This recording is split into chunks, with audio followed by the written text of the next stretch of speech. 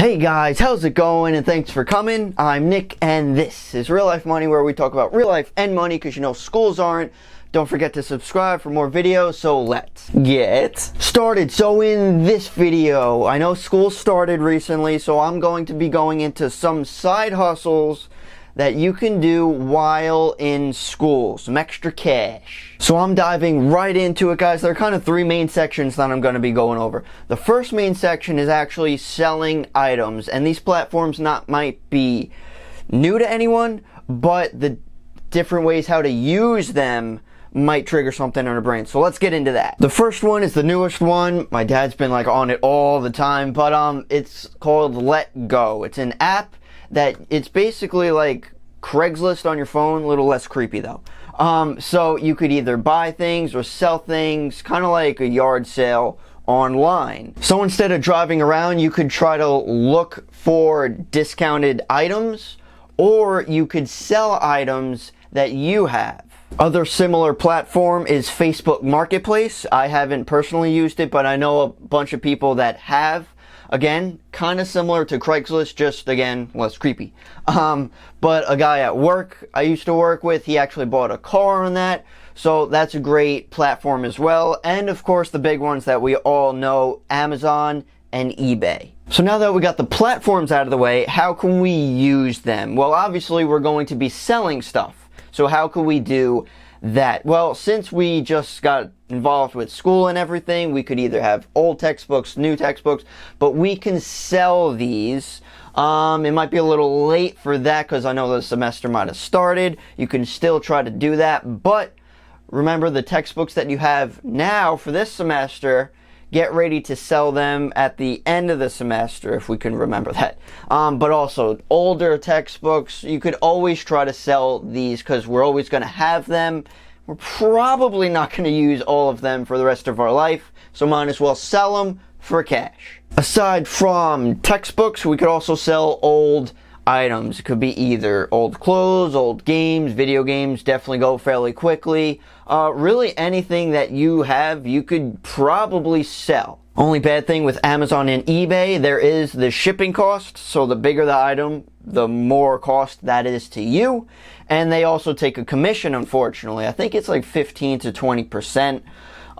But that is obviously a larger marketplace all over the country, so you might be able to get a better deal. My suggestion, look at the other priced items on those sites and try to either have the best price, so yours is seen first. eBay is a little bit different. I'm kind of focusing on Amazon, I suppose.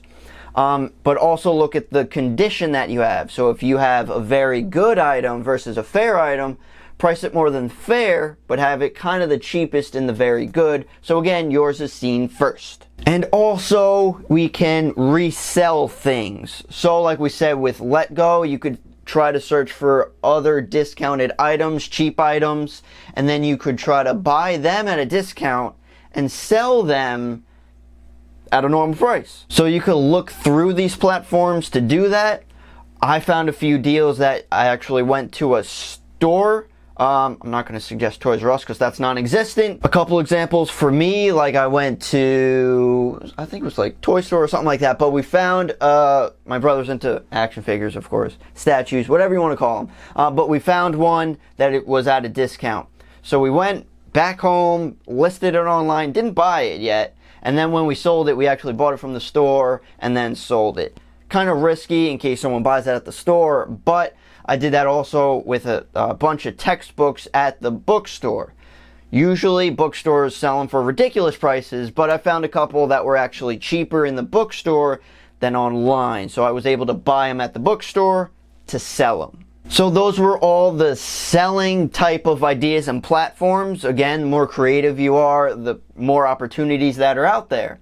Speaking of opportunities, there are a lot of them now compared to in the past. So now there are a lot of apps out there. You can get involved with Uber if you have a car. I know there's Grubhub. A lot of people are ordering food to get delivered. So that's definitely a big opportunity now.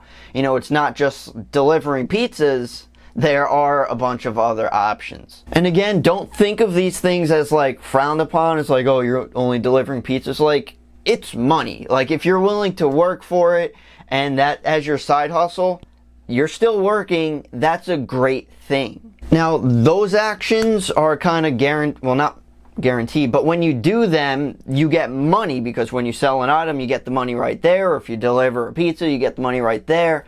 So those are kind of quicker side hustles.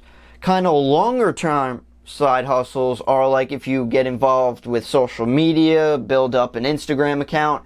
That is a long-term process. You will not get paid right away, but I think that's also a good side hustle to get started with for the future. So it could work, it just takes time, guys. So just definitely open your mind. There are a ton of opportunities out there.